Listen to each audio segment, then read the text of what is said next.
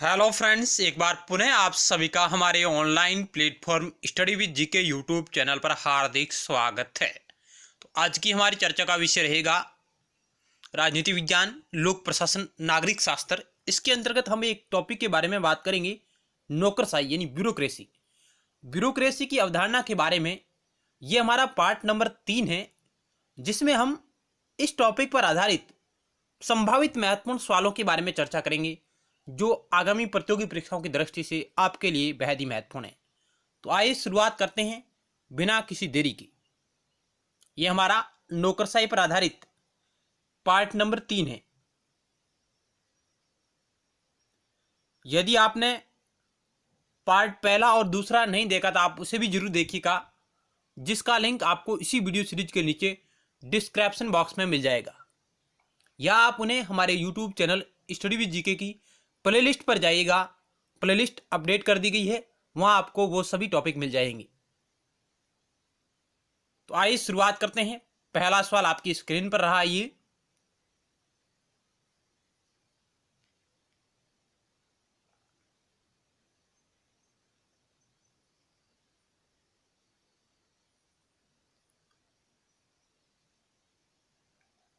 निम्नलिखित में से किस विद्वान का कथन है कि नौकरशाही वह घेरा है जिससे कोई नहीं बच सकता, इसका सोपान ज्ञान का सोपान है? Option A Karl Marx, option B Max Weber, option C F.W. Riggs, option D Martin marks.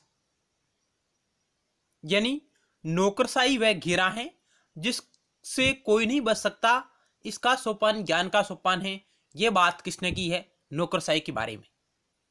4 option आपके समक्ष है, अब प्रत्येक प्रश्न का उत्तर गैस करिएगा।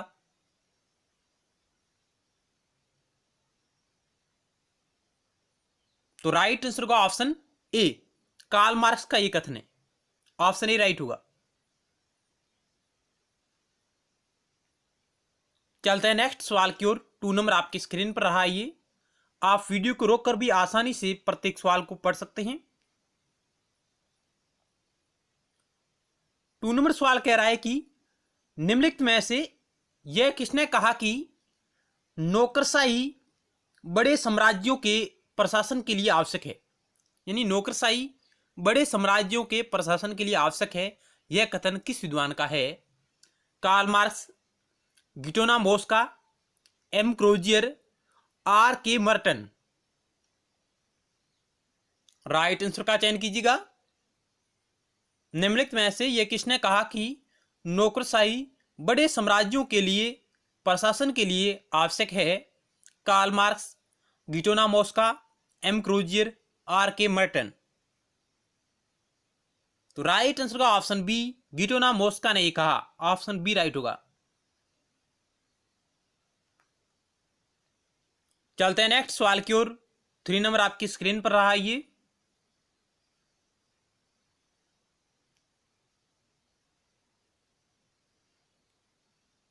नौकरशाही में सत्ता का आधार क्या होता है?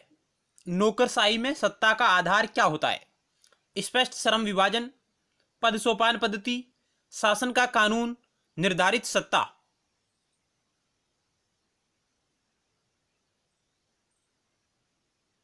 तो इस सवाल का राइट ऑप्शन सी, शासन का कानून। ऑप्शन सी राइट होगा।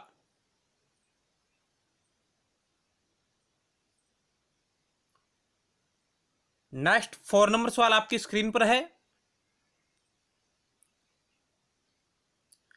किसके लिए नौकरशाही एक महाद्वीपीय मूर्खता है? यानी नौकरशाही को किस विद्वान ने महाद्वीपीय मूर्खता की संज्ञा दी है? Max Weber, Herbert Simon, Henri Fayol, Thomas Carlyle. किस विद्वान ने नौकरशाही को एक महाद्वीपीय मूर्खता की संज्ञा दी है? Max Weber, Herbert Simon, Henri Fayol, Thomas Carlyle. क्या होगा इस सवाल का राइट आंसर? यदि आपने पार्ट पहला और पार्ट दूसरा नौकरशाही पर नहीं देखा तो आप उसे भी जरूर देखिएगा, जिसमें हम नौकरशाही की अवधारणा पर आधारित विस्तृत वर्णन किया है, जिसमें हम FM मार्क्स और मैक्स वेबर पर जो नौकरशाही का उन्होंने वर्गीकरण किया उसके बारे में वर्णन करके रखा है। आप उसे भी जरूर देखिएगा। इस सवाल का राइट आंसर होगा ऑप्शन डी, थॉमस कार्लाइल ने नौकरशाही को एक महाद्वीपीय मूर्खता की संज्ञा दी है।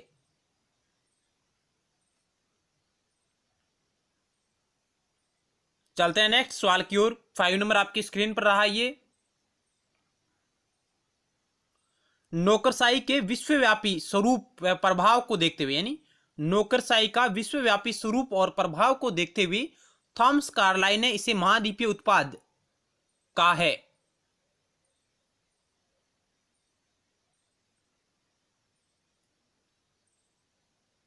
नेक्स्ट सवाल आपकी स्क्रीन पर रहा। एफएम मार्क्स द्वारा नौकरशाही को कितने भागों में बांटा गया, यानी एफएम मार्क्स ने नौकरशाही का वर्गीकरण कितने प्रकार से किया है? 2 प्रकार से, 3 प्रकार से, 4 प्रकार से, 5 प्रकार से। एफएम मार्क्स द्वारा नौकरशाही का वर्गीकरण किया गया या उन्होंने कितने भागों में बांटा है उसे? 2, 3, 4, 5 ऑप्शन आपके समक्ष है। क्या होगा राइट आंसर, आप चयन कीजिएगा। तो आइए राइट आंसर को चेक करते हैं। ऑप्शन सी राइट होगा। एफएम मार्क्स ने नौकरशाही को 4 भागों में वर्गीकृत किया है। एक उन्होंने बताई अभिजात नौकरशाही, जातीय नौकरशाही, संरक्षण नौकरशाही और योग्यता आधारित नौकरशाही। तो आइए उनके बारे में बात करते हैं। ऑप्शन सी राइट होगा इस सवाल का।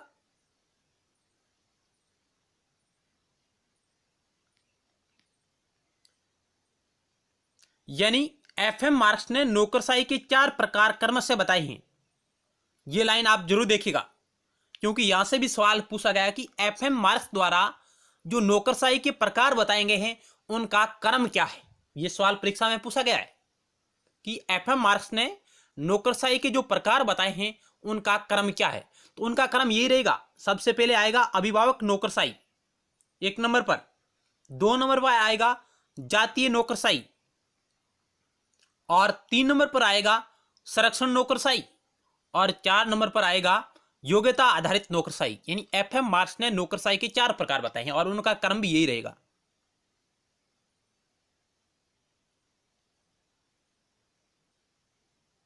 संरक्षण नौकरशाही को लूट प्रणाली के नाम से भी जाता है। लूट प्रणाली भी इसे कहा जाता है और इसे पद पुरस्कार प्रणाली भी कहा जाता है। पद पुरस्कार प्रणाली, पद पुरस्कार प्रणाली भी इसे कहा जाता है, संरक्षण नौकरशाही या लूट प्रणाली। और इसका प्रचलन कहां था? इसका प्रचलन यूएसए में था।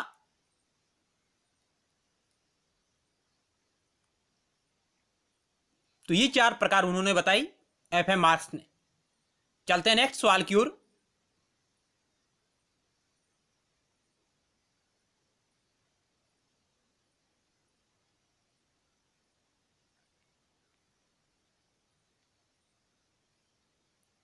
सिक्स नंबर सवाल, निम्नलिखित में से कौन सी विशेषता नौकरशाही को दर्शाती है? ऑप्शन ए स्पष्ट श्रम विभाजन, निश्चित कार्य क्षेत्र एवं विधियों का होना, पद सोपान पद्धति, ये सभी। इनमें से कौन सी विशेषता नौकरशाही को दर्शाती है? स्पष्ट श्रम विभाजन, निश्चित कार्य क्षेत्र एवं विधियां, पद सोपान पद्धति, ये सभी। राइट आंसर का ऑप्शन डी, ये सभी, उपरोक्त सभी, ये सभी विशेषताएं नौकरशाही को दर्शाती है।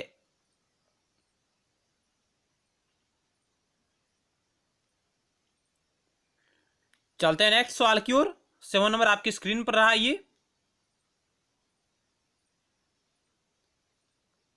आधुनिक नौकरशाही का कार्य संचालन किन के माध्यम से होता है? आधुनिक नौकरशाही का कार्य संचालन किन के माध्यम से होता है? मंत्रियों द्वारा, विभाग अध्यक्षों द्वारा, लिखित दस्तावेजों द्वारा, पद सोपान पद्धति द्वारा।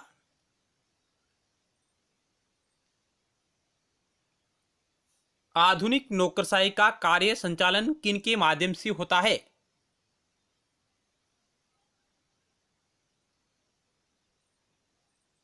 आइए राइट आंसर को चेक करते हैं। ऑप्शन सी राइट होगा, लिखित दस्तावेजों के माध्यम से, लिखित दस्तावेजों के द्वारा होता है।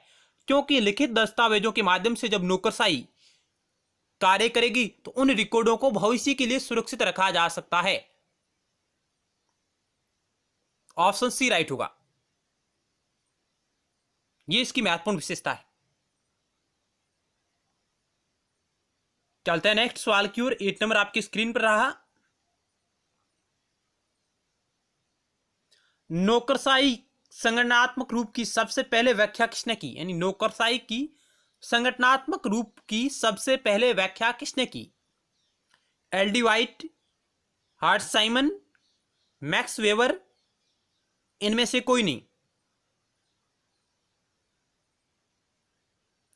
LD. White, Herbert Simon, Max weber, इनमें से कोई नहीं।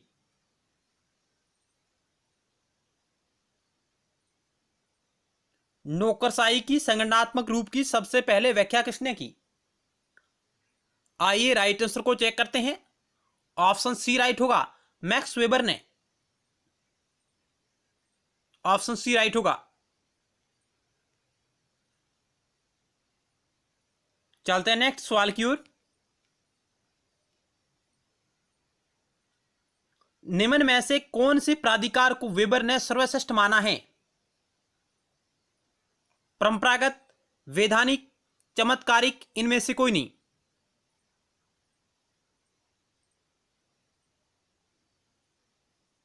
निम्न में से कौन से प्राधिकार को वेबर ने सर्वश्रेष्ठ माना है?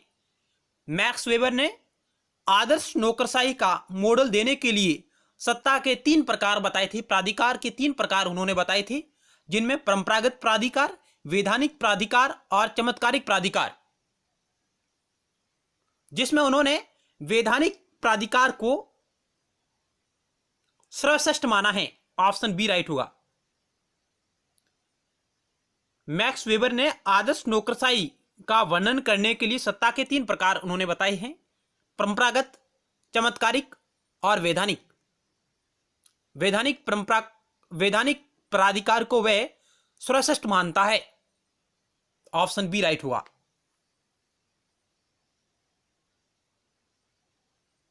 चलते हैं नेक्स्ट सवाल की ओर। मैक्स वेबर के अनुसार आधुनिक नौकरशाही के विकास में किस व्यवस्था की प्रमुख भूमिका रही? मैक्स वेबर के मतानुसार आधुनिक नौकरशाही के विकास में किस व्यवस्था की प्रमुख भूमिका रही है? तानाशाही की, पूंजीपति की, राजतंत्र की, कुलीन तंत्र की?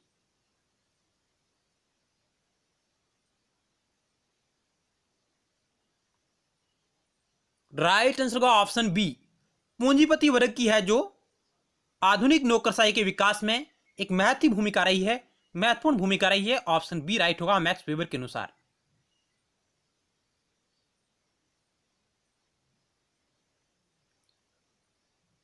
चलते हैं नेक्स्ट सवाल की ओर। आपकी स्क्रीन पर रहा 11 नंबर। निम्नलिखित में से किसने नौकरशाही के दुष्क्रियात्मक पहलुओं को उजागर किया? नौकरशाही के दुष्क्रियात्मक पहलुओं को उजागर किया है। Ralph P Hems, Merton, Michael Crozier, ये सभी।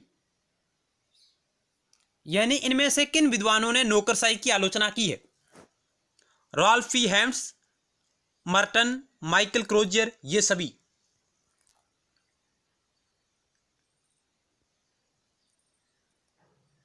तो राइट आंसर का ऑप्शन डी, ये सभी, उपरोक्त सभी ने, Ralph P Hems, Merton, Michael Crozier, इन विद्वानों ने नौकरशाही की आलोचना करते हुए नौकरशाही के दुष्क्रियात्मक पहलुओं का उजागर किया है।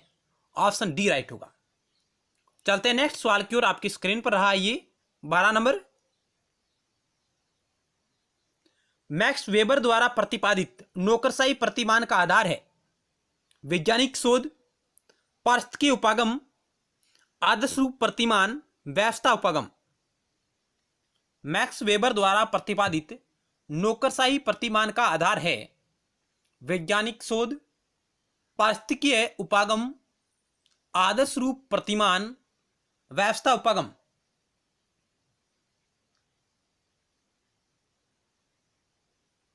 तो राइट आंसर होगा ऑप्शन सी, आदर्श रूप प्रतिमान। इस मॉडल पर आधारित उन्होंने नौकरशाही का वर्गीकरण किया है मैक्स वेबर ने। ऑप्शन सी राइट होगा। चलते हैं नेक्स्ट सवाल की ओर।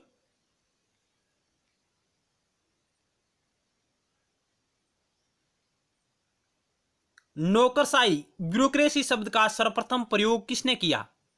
मैक्स वेबर ने, हर्बर्ट साइमन ने, हेनरी फ्योल ने, विसेंट डी गोर्नी ने।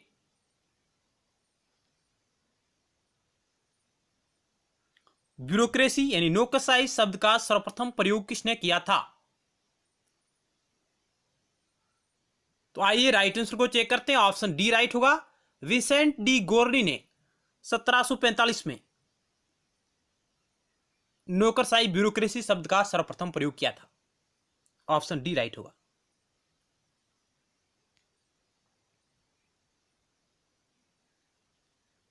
फ्रेंच अर्थशास्त्री विसेंट डिगोर्नी द्वारा सर्वप्रथम किया गया था ब्यूरोक्रेसी शब्द का प्रयोग।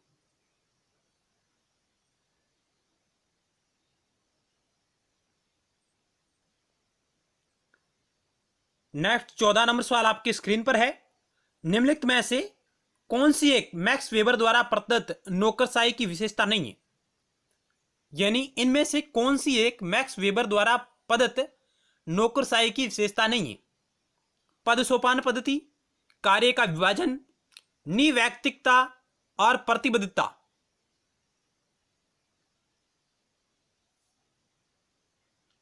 क्या होगा राइट आंसर आप चयन कीजिएगा। इनमें से कौन सी मैक्स वेबर द्वारा प्रदत्त या प्रतिपादित नौकरशाही की विशेषता नहीं है? पद सोपान पद्धति, कार्य का विभाजन, निवैयक्तिकता और प्रतिबद्धता।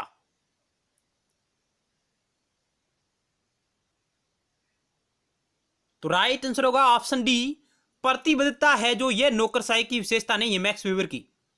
ऑप्शन डी राइट होगा। मैक्स वेबर ने प्रतिबंध नौकरशाही की बात नहीं की है। ऑप्शन डी राइट होगा इस सवाल का राइट आंसर। जबकि पद सोपान पद्धति, कार्य का स्पष्ट विभाजन, निवैयक्तिकता, ये सभी विशेषताएं हैं जो ए, बी और सी मैक्स वेबर द्वारा प्रतिपादित नौकरशाही की विशेषता है, लेकिन प्रतिबद्धता विशेषता यह नौकरशाही की नहीं है। चलते हैं नेक्स्ट सवाल की ओर।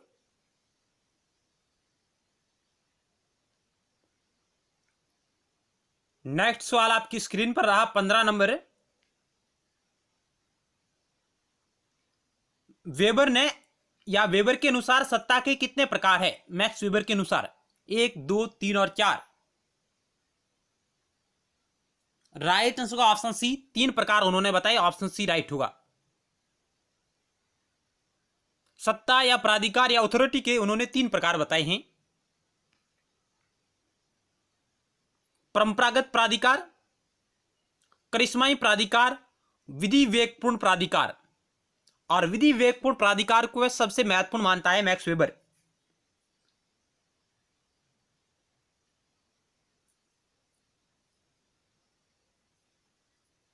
चलते हैं नेक्स्ट सवाल की ओर। 16 नंबर आपकी स्क्रीन पर रहा है ये।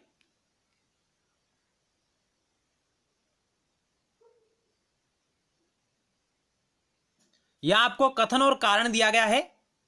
कथन ये कह रहा है कि विकासशील देशों में नौकरशाही प्रबल भूमिका निभाती है। विकासशील देशों में नौकरशाही प्रबल भूमिका दिखाती है। क्या कथन सही है? और नीचे कारण दिया गया है कि वेबर ने नौकरशाही प्रणाली के गुणों की व्याख्या की। क्या कारण सही है? क्या कारण कथन ए की व्याख्या कर रहा है? ऑप्शन 4 आपके समक्ष रहे। ए, बी, सी और डी। आपको राइट आंसर का चयन करना है।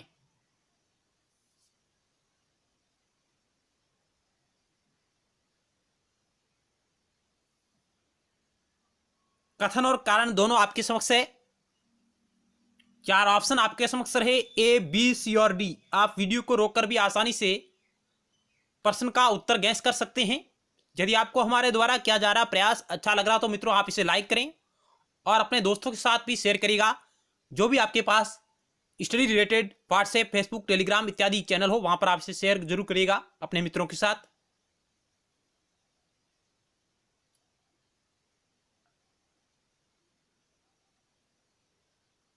तो राइट आंसर को चेक करते हैं। आइए, ऑप्शन बी राइट होगा।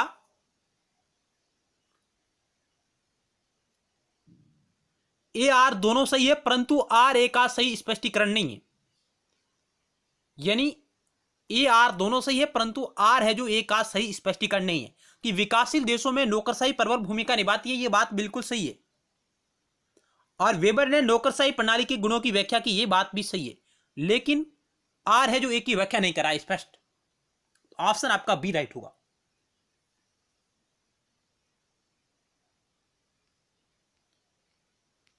नेक्स्ट 17 नंबर सवाल आपकी स्क्रीन पर है। यह भी सवाल कथन और कारण वाला है। यहां आपको कथन ये कह रहा है कि नौकरशाही प्रकार का संगठन सबसे अधिक कार्यकुशल है। कथन ये कह रहा है कि नौकरशाही प्रकार का संगठन सबसे अधिक कार्यकुशल है। और कारण कह रहा है कि नौकरशाही अतीत के निर्णयों को प्रशासनिक कार्यों के रूप में प्रयोग करती है। नौकरशाही अतीत के निर्णयों को प्रशासनिक कार्यों के रूप में प्रयोग करती है। और ऑप्शन आपके समक्ष रहे ए, बी, सी और डी। ऑप्शन ए आर दोनों सही है, आर ए की सही स्पष्टीकरण है। ऑप्शन बी ए आर दोनों सही है, परंतु आर ए का सही स्पष्टीकरण नहीं है। ऑप्शन सी ए सही परंतु आर गलत। ऑप्शन डी ए गलत परंतु आर सही। क्या होगा राइट आंसर, आप चयन करें।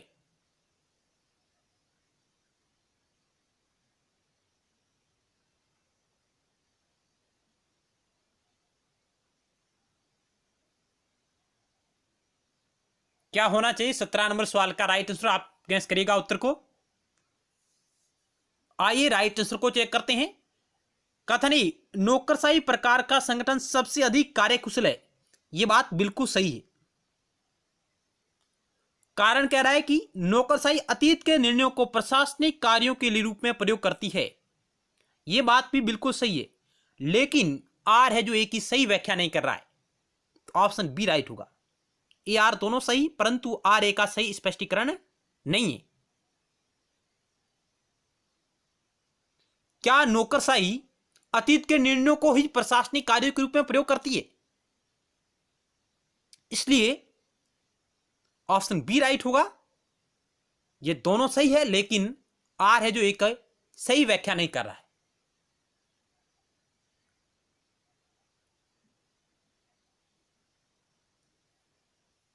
चलते हैं नेक्स्ट सवाल की ओर। 18 नंबर आपकी स्क्रीन पर रहा। ये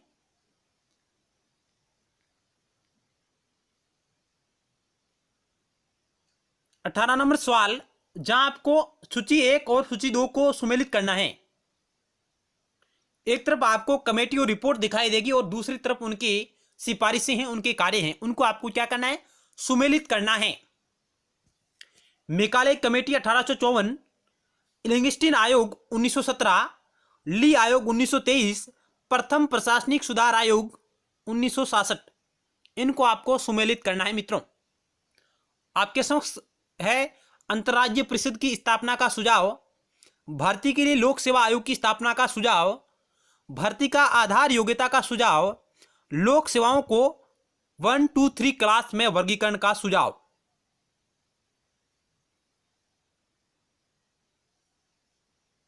तो इनको आपको सुमेलित करना है। सूची 1 को सूची 2 के साथ सुमेलित करना है।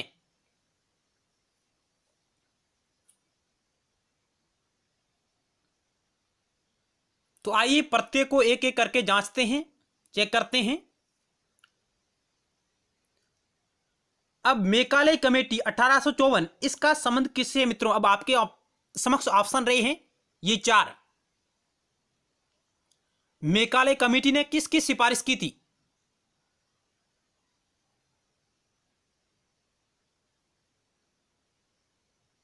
तो ये आपका 3 से सुमेलित होगा।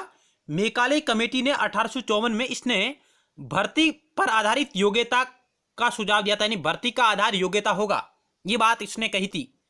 भर्ती का आधार योग्यता का सुझाव ये इसने दिया था मेकाले कमेटी ने 1854 में, जिसकी रिपोर्ट आती है। तो ये आपका 3 से सुमेलित होगा।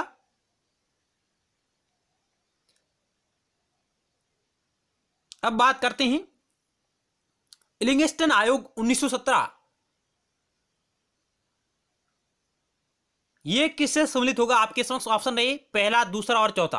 3 ऑप्शन आपके समक्ष है, पहला, दूसरा और चौथा।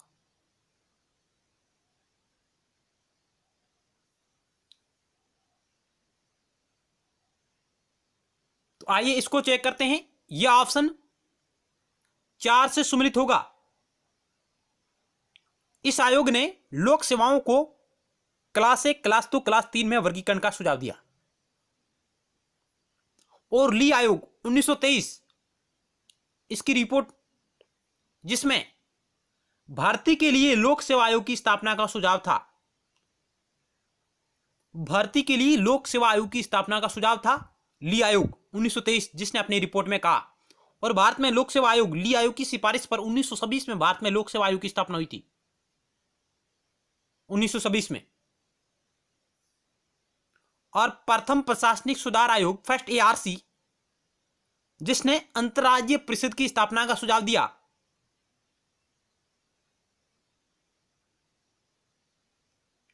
डी आपका 1 से सुमेलित होगा। इस प्रकार ये सुमेलित हो जाएंगे। मेकाले कमेटी 1854, भर्ती का आधार योग्यता का सुझाव दिया। एलिंगस्टीन आयोग 1917, जिसने लोक सेवाओं को क्लास 1, क्लास 2, क्लास 3 में वर्गीकरण का सुझाव दिया। और ली आयोग, जिसकी सिफारिश पर भर्ती के लिए लोक सेवा आयोग की स्थापना का सुझाव दिया जिसने, और इसकी सिफारिश पर 1926 में भारत में लोक सेवा आयोग की स्थापना की गई। और उसके बाद प्रथम प्रशासनिक सुधार आयोग, फर्स्ट एआरसी 1967, जिसने अंतर्राज्यीय परिषद की स्थापना का सुझाव दिया। इस प्रकार ये सुमेलित होंगे मित्रों।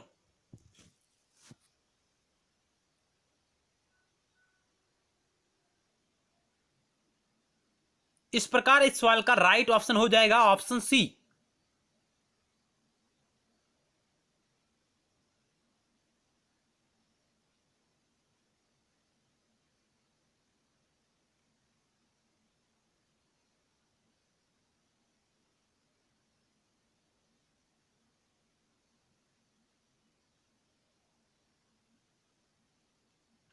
नेक्स्ट सवाल आपकी स्क्रीन पर रहा 19 नंबर है।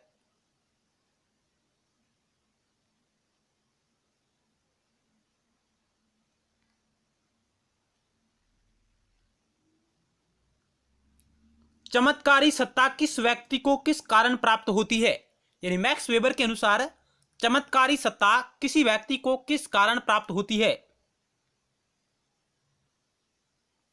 सामाजिक आधार पर, विलक्षण प्रतिभा के आधार पर, दोनों के आधार पर, इनमें से कोई नहीं।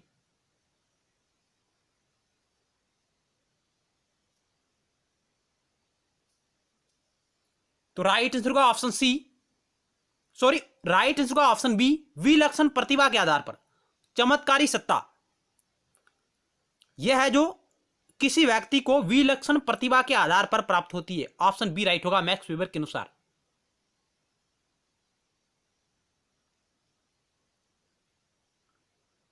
चलते हैं नेक्स्ट सवाल की ओर।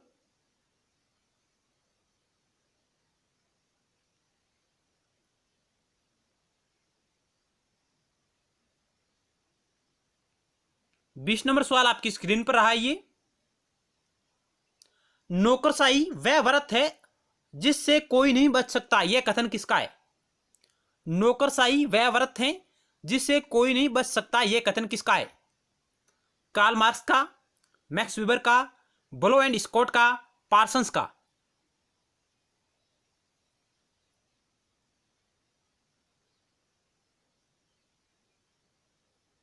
इस सवाल का राइट आंसर का ऑप्शन ए, कार्ल मार्क्स ने कहा था। ऑप्शन ए राइट होगा। चलते हैं नेक्स्ट सवाल की ओर। आपकी स्क्रीन पर रहा ये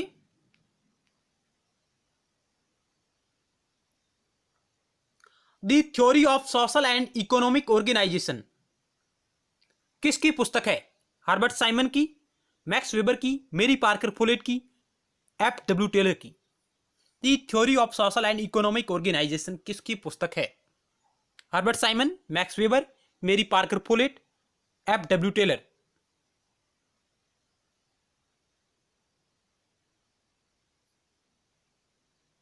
right answer option B, Max Weber की यह पुस्तक है, the theory of social and economic organisation. Next सवाल आपकी स्क्रीन पर रहा मैक्स वेबर के अनुसार प्राधिकार या सत्ता होती है? परंपरागत, करिश्माई, वैधानिक या तार्किक, उक्त सभी।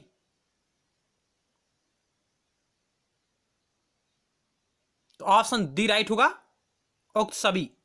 उन्होंने 3 प्रकार बताए थे, परंपरागत, करिश्माई या चमत्कारिक, वैधानिक या तार्किक। ऑप्शन डी राइट होगा।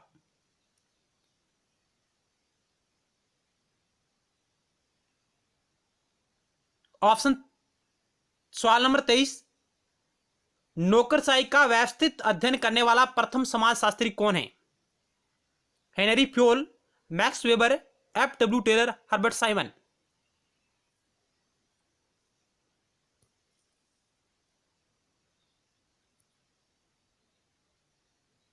ऑप्शन बी राइट होगा, मैक्स वेबर।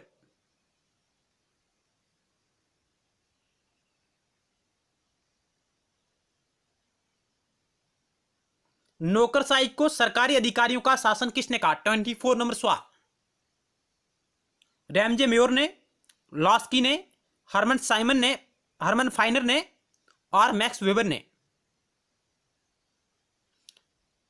नौकरशाही को सरकारी अधिकारियों का शासन किसने कहा? रैमजे मेयोर ने, लॉस्की ने, हरमन फाइनर ने, मैक्स वेबर ने। इस सवाल का राइट आंसर का ऑप्शन सी, हरमन फाइनर, जिन्होंने नौकरशाही को सरकारी अधिकारियों का शासन कहा है। ऑप्शन सी राइट होगा। तो आज की क्विज यहीं समाप्त होती है। इस वीडियो सीरीज में हमने नौकरशाही पर आधारित महत्वपूर्ण प्रश्नों के बारे में चर्चा की। आपको हमारा प्रयास किस प्रकार लगा, आप अपने अमूल्य सुझाव कमेंट बॉक्स के माध्यम से दीजिएगा। यदि आपने पार्ट पहला और पार्ट दूसरा नौकरशाही पर नहीं देखा है तो आप उसे भी जरूर देखिएगा, जिसका लिंक इसी वीडियो सीरीज के नीचे डिस्क्रिप्शन बॉक्स में दिया गया है। या आप उन्हें हमारे YouTube channel study with GK की प्लेलिस्ट पर जाइएगा, जहां आपको सभी वीडियो सीरीज उपलब्ध है, मिल जाएगी।